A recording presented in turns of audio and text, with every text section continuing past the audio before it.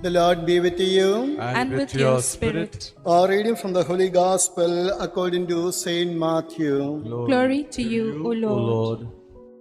At that time, Jesus said to the crowds, "The kingdom of heaven is like a treasure hidden in a field, which a man found and covered up. Then in joy he goes and sells all that he has and buys the field. Again, the kingdom of heaven is like a merchant in search of fine pearls, who, on finding one pearl of great value, went and sold all that he had and bought it." The Gospel of the Lord. Praise to you, Lord Jesus Christ.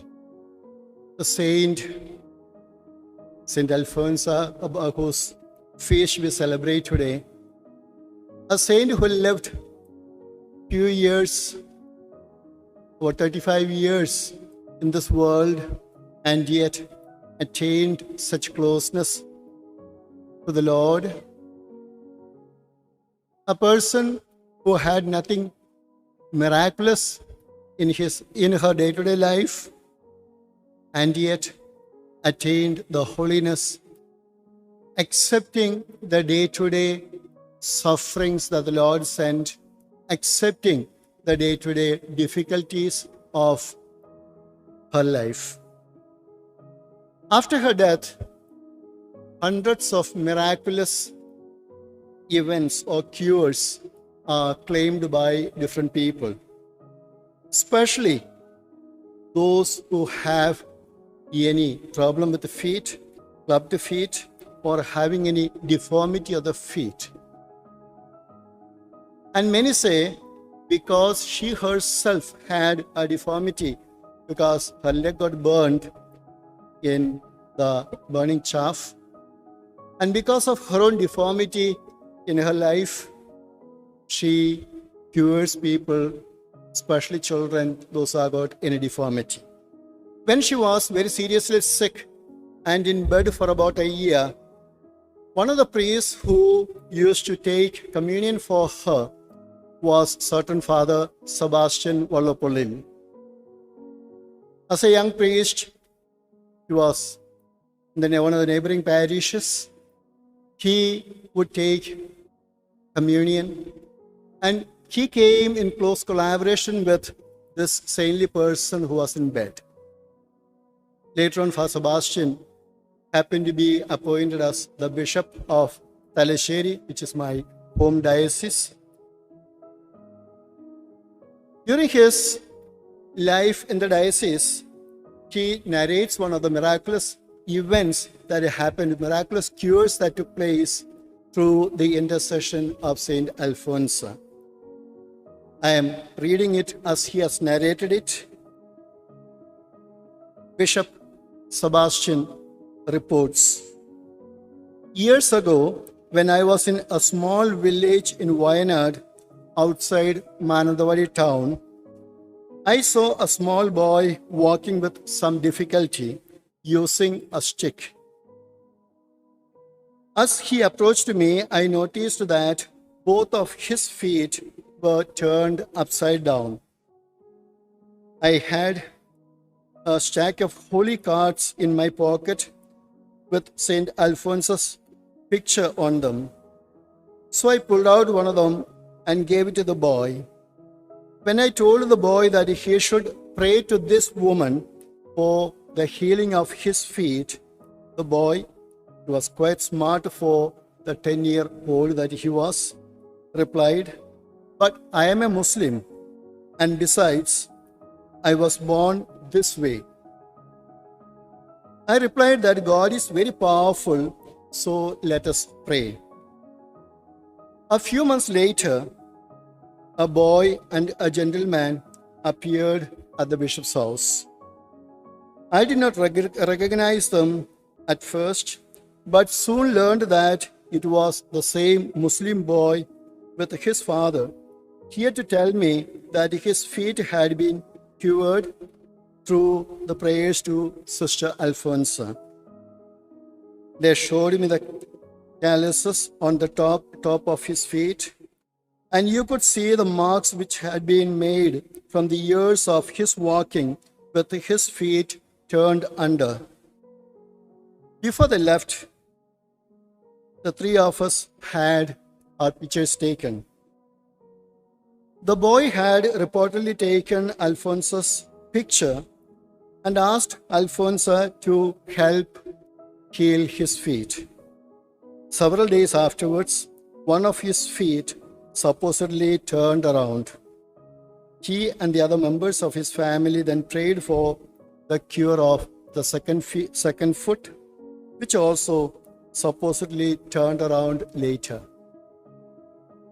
This was one of the miraculous happenings in the life of a Muslim boy that is reported by a priest who was in contact with Sister Alfonsa, and later on he was the Bishop of Talasheri. On Sunday, 12th October 2008, when Pope Benedict XVI canonized Saint Alfonso, in Rome was present another boy, again 10 years old, by the name Genil Joseph. This boy also was born with club foot from birth, it was, and the parents took the child to the tomb of Sister Alfonsa. They prayed for the healing of this boy. The boy got healed. This was one of the miracles that was approved by Vatican for the canonization, and this boy too, Genil, was present in Vatican that day. When we look at the life of Saint Alfonso, it was an uneventful life, so to say, a life full of suffering. She was born on 19th August 1910, and she was baptized with the name Anna Muttathupadathu. Like Saint Therese, when she was very small, she lost her mother. And her mother, before death, had entrusted to her own sister the care of Anna. So the maternal aunt brought her up. A very strict woman in a very large family. She had the difficulties living in somebody else's family, somebody else's house, not having the love and affection of her own father and mother. All the same, she was brought up in her Christian faith by grandmother, who instructed her in catechism, and also grandmother was well versed in narrating the heroic virtues of the saints. And one of the saints that really impressed her was Saint Therese of Child Jesus. And she accepted Saint Therese as her model saint. And it is said, when still she was young, Saint Therese appeared to her and told her that she too would be a saint. Being a girl in the teens, the maternal aunt was very eager to get her married off. But then she had always nurtured this desire to dedicate her life to the Lord, so she did not want to get married. So she tried very many ways to avoid the proposals. Very many well-to-do families came asking for her. And it is said, in order to deform herself, she burned her leg in a pit of burning chaff in the year 1923. That means when she was just 13 years of age. And because of this accident, because of this burning, she had a deformity on the leg. She was disabled for life. On 2nd August 1928, she joined the FCC congregation, FCC convent, as a postulant. On 2nd August, being the feast of Saint Alphonsus Liguori, she was given the name Alphonsa. Alphonsa of Immaculate Conception. That was the full name that was given to her to be known as a sister in the Franciscan Clarish congregation. On 11th August 1931, she made her first profession. After that, she was assigned to a school nearby, the school which was belonging to the parish where the sisters were teaching. But then, from the time she professed, and especially after her perpetual profession, she was very badly sick. And 5 years or so, she was very badly sick. In December 1936, it is said, that time's well-known prospective saint Kuriakos Chavara Elias, the founder of CMI congregation, he cured her through his intercession. So about 3 years, she had some sort of good health after being healed through the intercession of present Saint Kuriakos Chavara Elias. For 3 years, she had, so to say, a good health. But in the year 1939 again, she contracted pneumonia. And from then on, one after the other, sicknesses came. And by 1941, she was already very seriously sick. On 28th July 1946, she went back to God. After her burial, it was her own students, the students of the school, who recognized her spirituality, her holiness. They would come pray in the grave, and many of them reported miraculous happenings in their life, and slowly the holiness of Sister Alphonsa spread far and wide. She was, especially as I mentioned earlier, many miraculous healings were taking place, especially of children with a deformity, especially of the leg. She was beatified by Pope John Paul II in 1986 when he visited India and when he was in Kerala. And together with her, the other person who was beatified was Saint Kuriakos Elias Chavara. On 12th October 2008, she was canonized by Pope Benedict XVI. Both these popes, during the beatification as well as canonization, spoke about her suffering in life. During the beatification, Pope John Paul II had this to say about Saint Alphonsa. From early in her life, Sister Alphonsa experienced great suffering. With the passing of the years, the Heavenly Father gave her an ever fuller share in the passion of His beloved Son.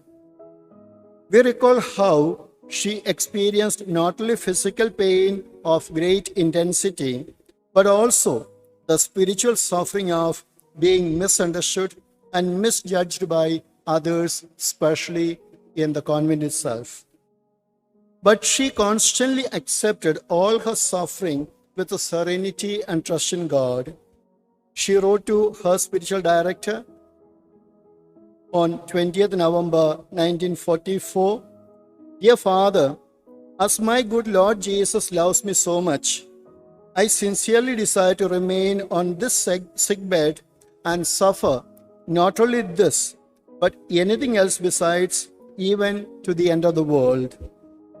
I feel now that God has intended my life to be an oblation, a sacrifice of suffering." Pope continued, "She came to love suffering because she loved the suffering Christ. She learned to love the cross through her love of the crucified Lord. Again, Pope Benedict XVI, during the time of the canonization, again brought forth a similar idea when he said, this exceptional woman, Saint Alphonsa, was convinced that her cross was the very means of reaching the heavenly banquet prepared for her by her heavenly Father.